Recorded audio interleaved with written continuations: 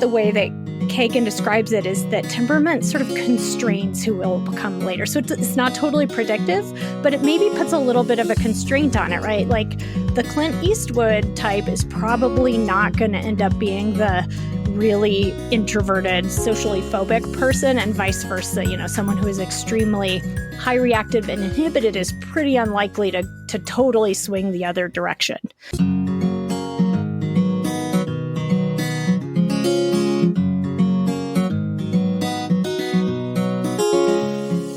We are 3 clinical psychologists committed to cutting-edge, integrative, and evidence-based strategies for living well. On this podcast, we bring you ideas from psychology that can help you flourish in your work, parenting, relationships, and health. I am Dr. Diana Hill, practicing in Seaside, Santa Barbara, California. I'm Dr. Debbie Sorensen, practicing in Mile High, Denver, Colorado.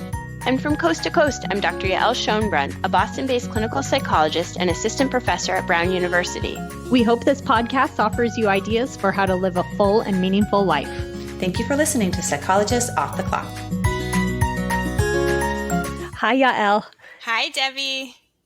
So I'm happy you're here today with me. We're going to be talking about a topic that's related to the old question in psychology, nature versus nurture. And this is a big question, especially in the world of developmental psychology, that people are kind of looking at both sides of the nature-nurture question. And specifically, we're going to be taking a look at the idea of childhood temperament, which is sometimes, I think, a bit overlooked as a factor. And also, we're going to go from there into the personality construct of introversion and extroversion. Yeah, this is such an important topic, I think, as parents, but also just as individuals, and sort of understanding what are the contributing factors to how we are in the world, how we engage. And I think some of the research that you're going to be talking about will really help us understand ourselves and the people around us much better. Yeah, I think it's kind of a fun one, too, because people often like to think about, you know, what kind of person am I? Am I an introvert, an extrovert? And it's maybe not exactly what you think it is. Mm-hmm. Yeah. So I have a background in this area. In graduate school, I did my dissertation in developmental psychology, and I worked with Jerome Kagan. Now, incidentally, and I think this is kind of a cool story, he was number 22 on the APA's list of eminent psychologists of the 20th century, which is kind of awesome that he was on this list. Well, we can link to this on the webpage on the show notes for today.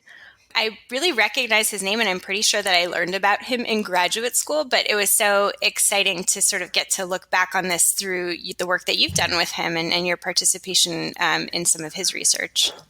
Well, it was a little bit, actually prepping the episode was a little bit of a stroll down memory lane for me, because I moved into clinical psychology after I finished graduate school.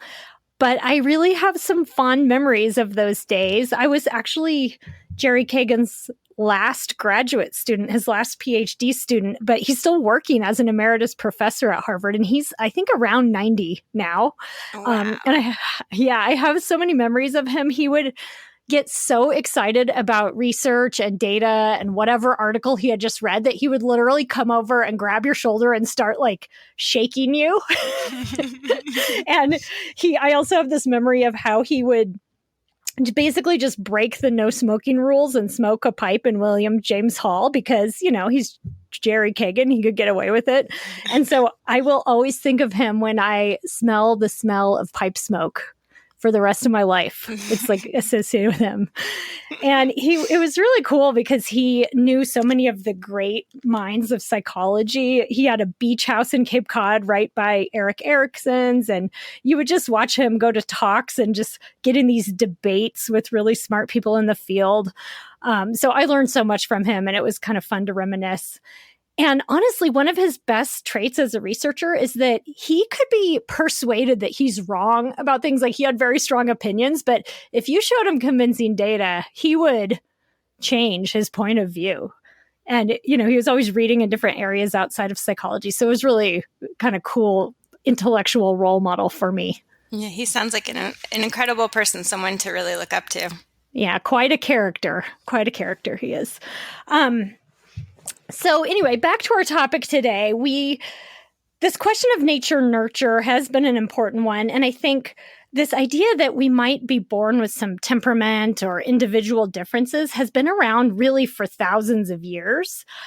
And yet, around the time that Jerry Kagan started his research, which was, after World War II, kind of in the 50s, things were really leaning strongly toward the side of nurture in that debate. I think that there's some good reasons for that related to World War II. I think we all wanted to think that in the right environment, everything would be okay, and that there weren't these sort of inborn differences between people.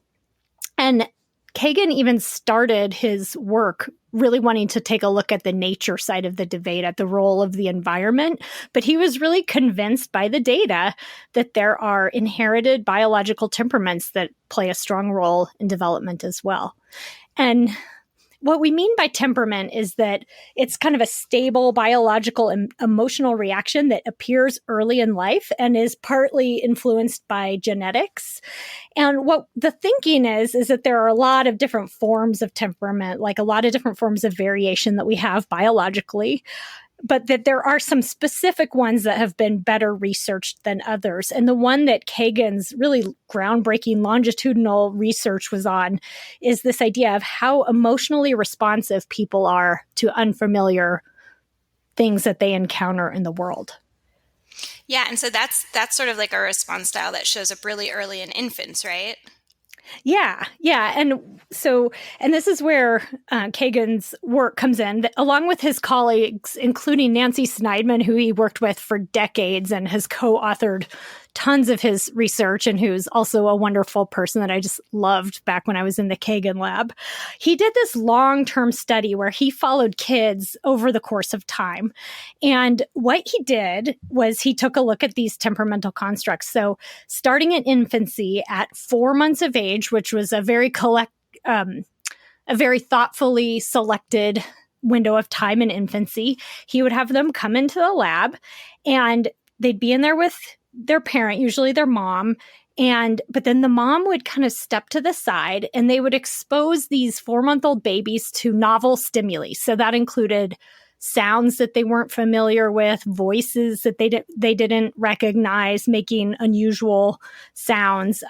They would hang a colorful mobile in front of them, sort of a bright, stimulating one. They would even have them smell a little bit of butyl alcohol on a Q-tip. And so getting all this new sensory information.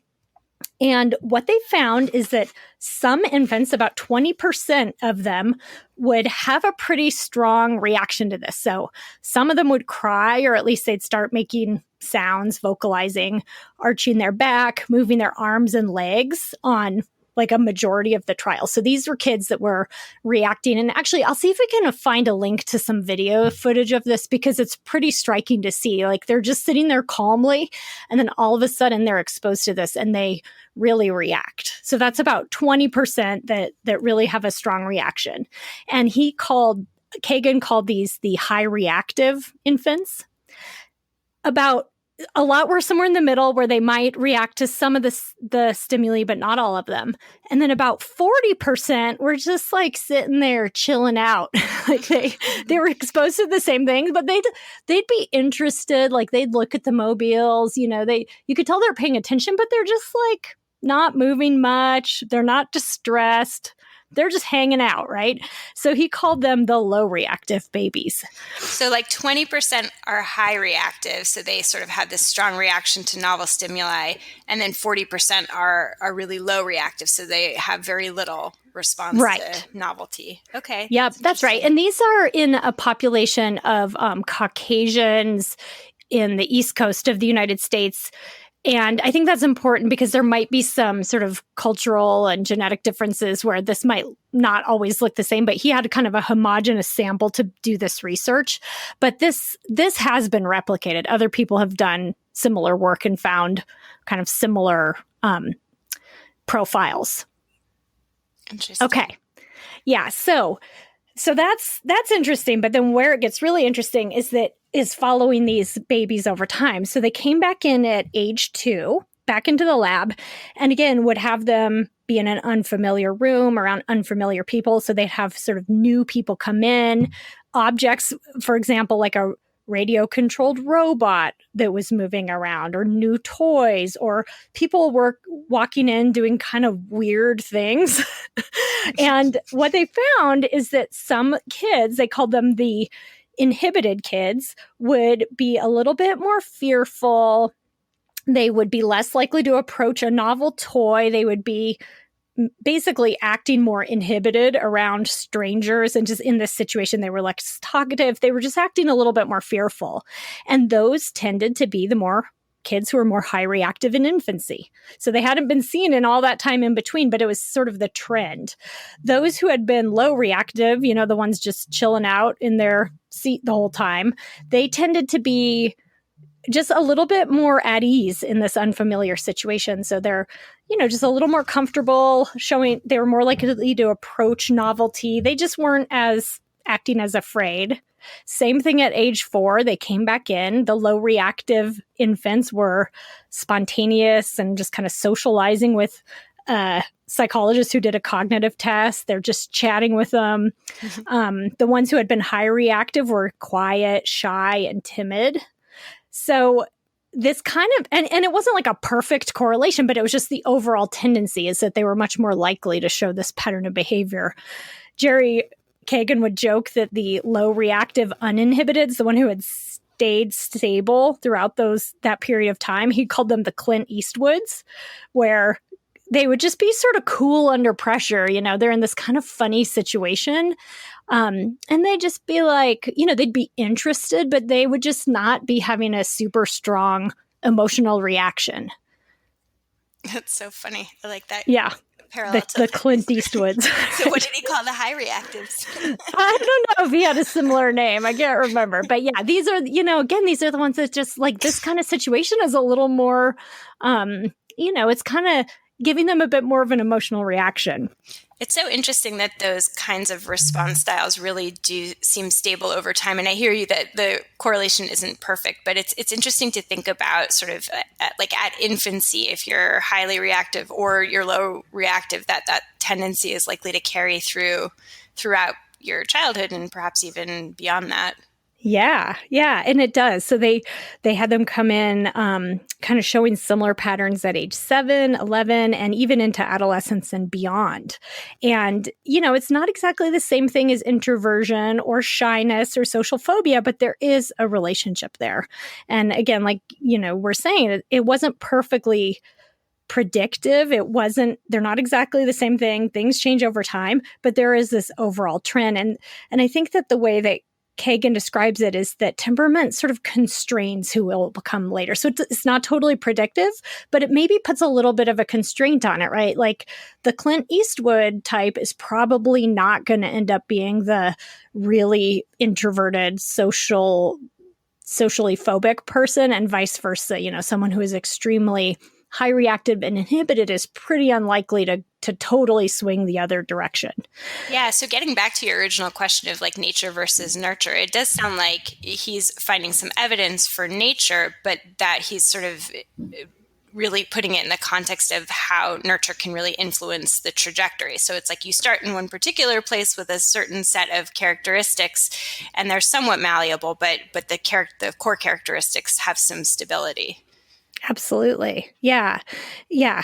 That's right. And there is some stability, and it is one factor, and I think it gets overlooked. But then when you think about what goes into an emotion, and the main emotion we're talking about here is really around fear of novelty, basically.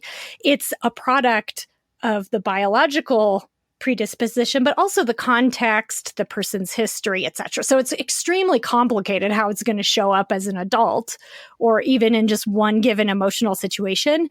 But it is going to be sort of a tendency overall that we're kind of wired differently from the get-go, and that is going to also have an influence on how we feel emotions and how we perceive the world. Yeah, and certainly like from the outside of somebody who's having that experience, like what we observe in the people that we're close to. So yeah, kind of absolutely. Well, and one thing that they also looked at in Kagan's lab is the biological underpinnings to try to understand what's going on here. And what's interesting is that some of the biological markers actually seem to be a little bit more predictive than some of the overt behavioral stuff. And you think about it, what might be happening sometimes is that the underlying biology, something's happening, like we're reacting inside, but our overt behavior may or may not show it. So it gets harder and harder to maybe observe with consistency. But if you slap some electrodes on or put someone in an MRI, you can see some patterns suggestive that this is kind of, there's still some different type of emotional process happening inside. So that kind of reminds me of a patient that I've seen who has described that he can look like somebody who's very social and comfortable in social situations, but that it's not his preference. And in fact, he's pretty uncomfortable, but it's sort of like a learned skill. But if you were to sort of, put on some electrodes, you might be able to know where you might not be able to recognize his discomfort just from the outside. Yeah, absolutely. Inside, you may not be showing it, but there's might be a lot of reaction happening, right? Yeah. So biologically, what they think is happening is that it's related to different levels of excitability in the amygdala. And the amygdala is the part of the brain that's part of the limbic system. And it's basically considered to be kind of the fear center of the brain. And it's related to the arousal of the sympathetic nervous system, which is your fight or flight system. So basically, some people are going to have a little bit more physiological arousal when they're exposed to novelty. And that makes a lot of sense if you think about it. Yeah. And what kind of research did you do in Kagan's lab? So for my dissertation, I saw a sample of these kids in early adolescence, and I looked at whether they were cognitively attuning more to threat-related stimuli. So were their minds kind of interpreting things as threatening more? And my results were a bit mixed, but we did find in a couple of the tasks that we did that seemed to be the case. And which reminds me of the idea of threat sensitivity that Hope Arnold recently talked about when she was talking about over control, but that some people in their environment are just attuned to threat happening. Like they might walk into a room and see the one potential danger, or they might interpret something as dangerous as other people might not. And that likely also has a bit of a relationship to this idea of high reactivity or behavioral inhibition. So they're slightly different, but that there does seem to be some overlap there.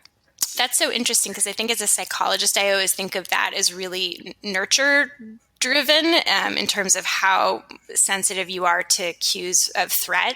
So it's interesting to think about, because obviously we're all biologically wired to scan our environments for threat. But I always think of folks who are sort of higher on that threat sensitivity as being more, having had like more difficult experiences or having a cognitive style that's more like nurture driven to land them in that position. So that's interesting to think about the biology underpinning it. Yeah. And I think it's probably, in reality, it's probably a little of both. Sure. It's probably a combination of the environment and temperament. And I think, Kagan was well aware of that. And I think you see that in his writing that he doesn't claim that temperament is the only thing going on, but also that it is part of the equation, and one that perhaps we don't always pay enough attention to because we tend to think of it as completely nurture. Yeah. Well, and it's an interesting thing when you sort of take it back. So I have 3 kids, and my 2 older ones are more temperamentally similar to one another in that they're shyer and a little bit quieter and a little bit less comfortable in new situations. And my youngest is extremely outgoing and very uninhibited. And people often, and maybe to some extent I have in the past, attributed it to birth order. But what I also know is that he's been that way pretty much since day one. So this conversation really makes me sort of rethink a lot of his characteristics because they have been so stable since the get-go. He was from very, very early, very vocal and socially engaged. And my older 2 were kind of the opposite on that front. It is interesting to watch your own children because I think because I did my dissertation research on this, I was pretty attuned to it with my kids. And I definitely have one kid that I would say was a bit of a Clint Eastwood. She was low reactive, uninhibited. As an infant, she was just like, she'd be like, interesting. She would just be chill in new situations. And she has always been sociable. She would walk up to strangers, start chit-chatting. and has always been like that. She loves adventure. She loves doing new things. I think she gets actually kind of bored easily with routine. And she's been consistently like that. And then my other child was definitely, I think, a bit more reactive and inhibited. And to this day, she just can be a little quiet and reserved and kind of likes things to be pretty routine and comfortable and isn't super gung-ho on meeting tons of new people. And that's been consistent, although I have to say, context matters a lot, and people are more complicated than this, because I was at parent-teacher conferences, and my Clint Eastwood got the comment that she's a little quiet, and she's in a big public school classroom where there's a lot of kids, and in that particular situation, she gets a little bit more reserved. And then my more inhibited child can also be really sociable and loud in certain settings. So it's quite complicated. Yeah. I'm just sort of thinking too, because my oldest is my most inhibited kiddo, but when he recently went to a play date at a friend's house, and the father was like, I've never met a kid who talked so much, but it was because he was really comfortable and he had a lot to say about the topic that they were discussing. And so, yeah, it is really complicated. It's not like if you're a more high reactive inhibited person that you're going to be that way in every setting, that, the setting really does change maybe the outside behaviors. And sometimes, and as I was sort of referring to with the patient that I saw, it can be very intentionally changed, right? If you decide that a setting requires more outgoing kind of behavior, even if you don't feel that comfortable, you may choose behaviors, even those that wouldn't naturally come. That's right. Yeah. And you can kind of work on it. And over time, you can adapt either way, either direction, right? Yeah. Yeah. Well, one other sort of controversy related to this nature-nurture question is that there's been some debate in the field about the relative contribution of temperament and attachment. And attachment is like a really important construct too. And one of the main ways that attachment has been studied in a lab setting is with the strange situation test. Have you seen this, Yael? I remember doing it in some of my class work and also watching videos of it. Do you remember that from back in the day? I do. And it kind of sounds pretty similar to some of the ways that Kagan studied temperament in his lab. Yeah, it's definitely a little bit similar. So what they would do is they would have kids that were a little older than Kagan's infants. They'd be between about 9 and 18 months old, come into a strange room with their parent. And after a while, a stranger would enter and start talking to the parent and then approach the infant. Then the parent would leave, leaving the infant with the stranger. And then the parent would come back in, then completely leave the infant all alone, and then come back in for the final reunion.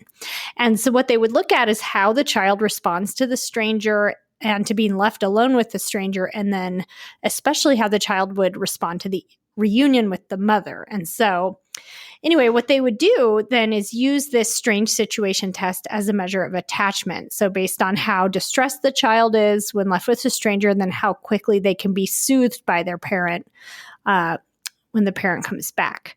And what Mary Ainsworth, who originally did the strange situation, assumed is that this is a measure of how attached the child is to the mother. And she classified the child in categories like securely attached, anxious avoidant, anxious ambivalent or resistant, and disorganized. And so Kagan was actually a critic of looking at this way of measuring attachment because of the fact that it doesn't account for temperamental differences, right? So you could imagine that the Clint Eastwood types might not be that distressed by the whole situation, whereas another more inhibited or high reactive child would be very distressed by the situation. And then they also might have a hard time soothing because they had a very strong physiological reaction. And so again, it may or may not have anything to do with the quality of the attachment relationship with the parent. They could be very securely attached and maybe not appear that way in the strange situation.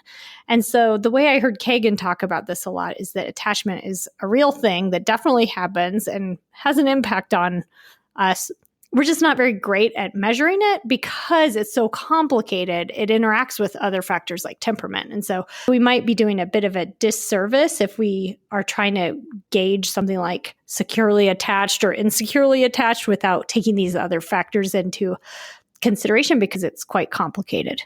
And that it's so interesting in the context of couples therapy. Attachment theory is actually really important, and there's emotion-focused therapy is really based on understanding how people attach in the context of close relationships. And so thinking about how we attach to early caregivers and then how that might relate to how we attach to our primary romantic partners in adult life is this really important way that we can help people make their relationships more healthy.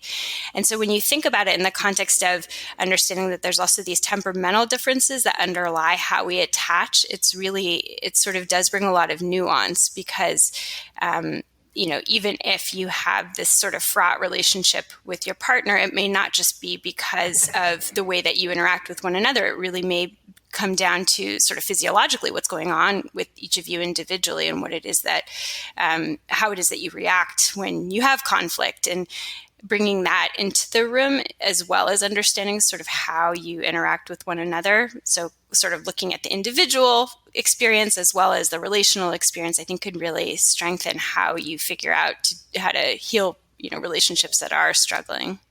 Right. It's like you both could add information that could be helpful for a couple. Yeah. And I think that's true. Like both attachment and temperament are really worth considering in clinical work in terms of understanding people and their patterns.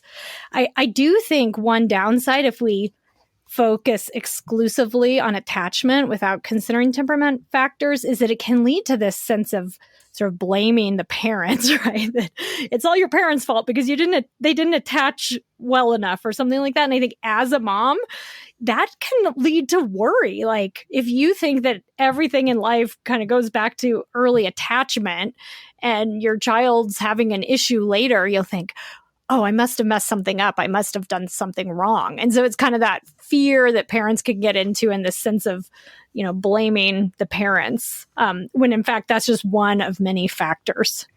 Yeah. And you and I have talked about Alison Gopnik's book, The Gardener and the Carpenter. And I love this idea because it really does get to this sense that we as parents have of we're so responsible for helping our kids become X, Y, or Z kind of person. But what she discusses is that while we like to think of parenting as carpentry, sort of we make something from scratch and we have some idea of what we want it to look like at the end, that parenting is actually more like gardening, where we have a seed and sometimes we don't even know exactly what kind of a seed it is.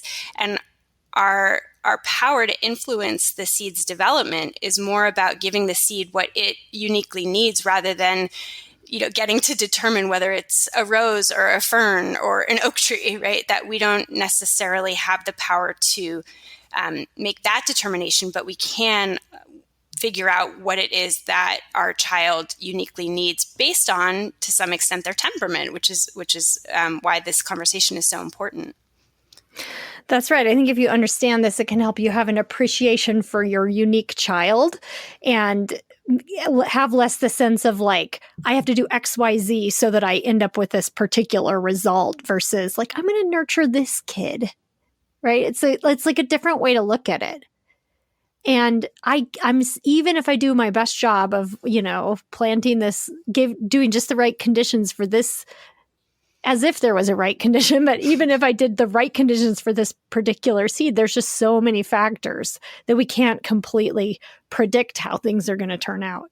Yeah, and I think a question that comes out a lot is whether it's possible for people to change over time. So for instance, if you have a high reactive, behaviorally inhibited child, can they become less introverted as an adult? And I think what I would say to that is that temperament is just one piece of the puzzle and the environment and learning history matter. So people change over time. And what you want to do is just do your best job to kind of help your child be flexible and able to respond to a variety of situations. So what comes to mind when I think about my knowledge of the parenting literature is this idea we've talked about on the podcast before from John Gottman of sort of emotion coaching your child and helping them learn skills like being brave and courageous in new situations or in social situations. So emotion coaching. So like teaching them about fear and challenging them a little bit and helping them learn to be courageous so that your child doesn't end up having social phobia. I mean, again, you can't really predict completely what's going to happen, but you're doing your best to encourage them to learn the skills to be able to adapt to a lot of the situations. Right. And one other thing that I like to think about too in the context of this temperament discussion is maybe even working, one of the things that we can do as parents or as friends or as partners is shift our view of what it means to be high reactive and inhibited versus low reactive and more uninhibited. That one is not necessarily better or worse than the other. They're just different, and each has strengths and areas that maybe work less well in certain contexts. And one of the books that I love, and I love for personal reasons because I am in a family with some high introverts, but also I've used it a lot in my clinical practice, is Susan Cain's book, Quiet, The Power of Introverts in a World That Can't Stop Talking, because she discusses a lot of the history of extroversion and points to how our culture has really and more progressively valued extroversion. She even has chapters titled The Rise of the Mighty Likeable Fellow and the Myth of Charismatic Leadership. And she offers a lot of evidence of how the way that we view extroversion as a strength and introversion as a weakness can really cause a lot of stigma for a temperament that isn't sort of, inherently good or bad. And in fact, society hasn't always viewed these two temperaments in these kind of ways. Introversion, decades ago wasn't seen so negatively as it is now. And she also talks a lot about the research showing that introverts are neither fragile nor weak. And so I think for a lot of reasons, it's helpful to kind of take a step back and just appreciate the temperament for what it brings. And I do think that it's important as parents and partners and individuals to work towards more psychological flexibility, because we know how important that is for mental health and life satisfaction, but also to just get more in a position of accepting whatever the temperament is that we or the people that we love were born with. Absolutely. Just appreciating your child or your partner or friend or whoever as a unique person, and that there may not be a need to change. As our friend of the podcast, Kelly Wilson, says, viewing other humans as a sunset, not a math problem, right? So there's gifts of introversion, and to appreciate those instead of feeling like it's something that needs to be changed. Absolutely. When you think about the kind of family dynamics and the parent-child relationship with temperament, developmental psychologists talk about this idea of the goodness of fit, and how what you really want is a good match for the unique person that your child is with the environment. And I think what you're speaking to, Yael, is that sometimes it can be a challenge if the parent doesn't not just share the child's temperament, but understand it, or if they're very different, or if the environment isn't really a good match for what that particular child needs. And so that's why I think it is pretty important for people to understand this idea so that they can maybe do the best to set up the environment for success for the child so that it's something that will work well for them. And of course, that's a challenge when you have multiple kids with multiple temperaments, but just the sense of like, the first step is to kind of understand your child and to know them as a person. Right. And what their needs are. Yeah, it reminds me of an incident, again, with my oldest child who's quite shy in new situations and was very, very shy when he was even younger.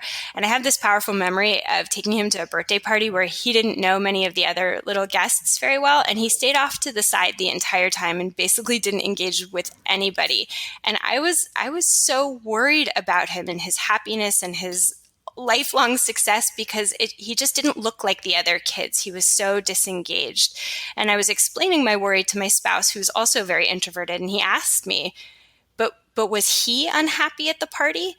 And I realized that my child actually wasn't unhappy. He was sort of playing to the side, pretty content and just doing his own thing. And it was really my own worry that linked back to myths about introversion and how damaging introversion could be for life happiness and success, and that I had bought into that myth wholeheartedly without questioning it. And it really helped me to sort of, and it wasn't so much a goodness of fit between me and him, but sort of my anxiety about his goodness of fit into society. But once I was able to take a step back and say, he's okay the way he is, it sort of opened us up. And interestingly, I do think that he's evolved over time to become more confident, and he still is temperamentally more inhibited, but he is confident and therefore he can be more flexible. So he still is inherently a quieter kid, but he can, once he's comfortable in a social situation, he's pretty engaged. So it's kind of an interesting way to look at his evolution, but also to appreciate that it is that we have some influence, but the influence can come from a place of acceptance. I like that. Just sort of accepting who they are and not making any assumptions that it's a big problem, right? Yeah. So part of what we do as parents is to try to validate and to accept and to meet the needs of our children. And another area where you see this come out in clinical work is with dialectical behavior therapy and Marsha Linehan's biosocial model. And she talks explicitly in that model about how some people are temperamentally predisposed to have inherited a high level of emotional reactivity, and they happen to be in an emotionally invalidating environment. And what can end up happening in extreme versions of this is that people don't really learn how to regulate their emotions.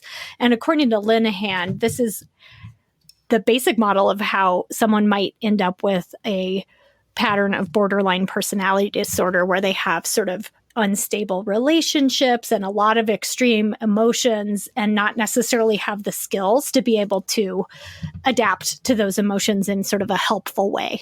So you can even see temperament ideas and this idea of the fit between the environment and the temperament showing up in some of these clinical frameworks.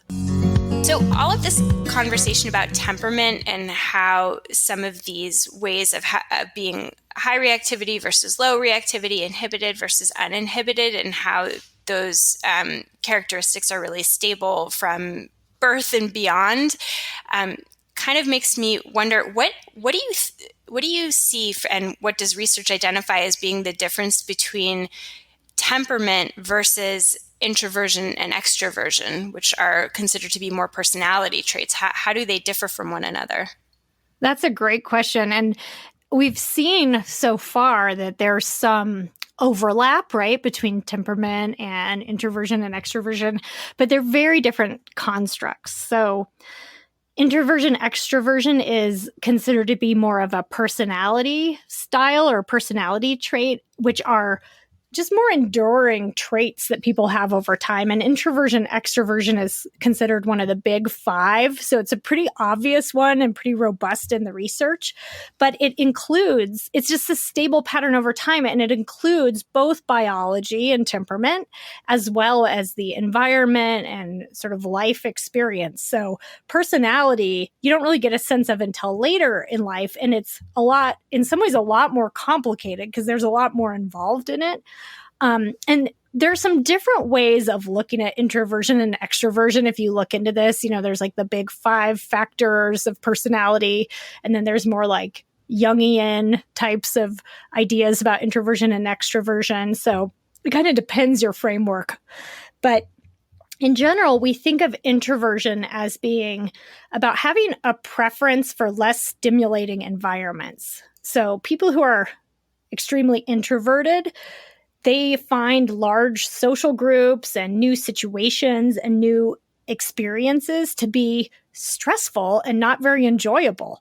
So, for instance, they might need a day to recover after they go to a party with a whole bunch of new people that they don't know. So it's just sort of exhausting and draining. It's different from shyness or social phobia because it's not necessarily about fear. They're not necessarily afraid of social situations. It's just has more to do with how they kind of respond to it and whether it's something they find enjoyable or draining. And it's important to note that introverts can have really strong social skills. They can be great in relationships. They just might have a preference to have, coffee with one or two friends versus big night out on the town. Yeah, I was just going to say, and I've heard it really pithily described as what kind of settings do you find yourself becoming re-energized through? So an introvert might be re-energized through time alone or with very small groups or very close friends, whereas an extrovert may find energy rejuvenating from larger groups or parties and things like that. That's right. Yeah. Like, how do you, what fills your soul with a sense of like, that felt good, right? Exactly. It's also important, or it's also kind of surprising that some public figures can be introverted that you might not guess. I was actually listening to an interview between Oprah and Amy Schumer, and they both identified themselves as introverts, which is so shocking, especially for Amy Schumer. She's up there on stage, Oprah, millions, everyone knows who she is, but they both actually they need a certain amount of quiet time and they get kind of overstimulated. Isn't that interesting? That's really interesting. Debbie, What are you? Are you an introvert or an extrovert? I'm actually leaning, I'm in the middle, sort of in the middle range, but I'm leaning toward extroverted, which I think I didn't realize for a long time. I thought, because I was a little bit shy as a kid, and I actually think I've gotten more extroverted over time. But I realize about myself is that I always think I want more time to myself because I'm, busy and a mom and there's always people around me. But then when I have too much time to myself, I get the blues, Yeah. Yeah. And one time I noticed, I was like, oh, this is amazing. I get a hotel room by myself. It's like the holy grail when you're a parent. And then I'd be like, maybe I'll go down and get some tea in the lobby and just see who's out, what's happening down there. I was like, I think that's an extrovert thing.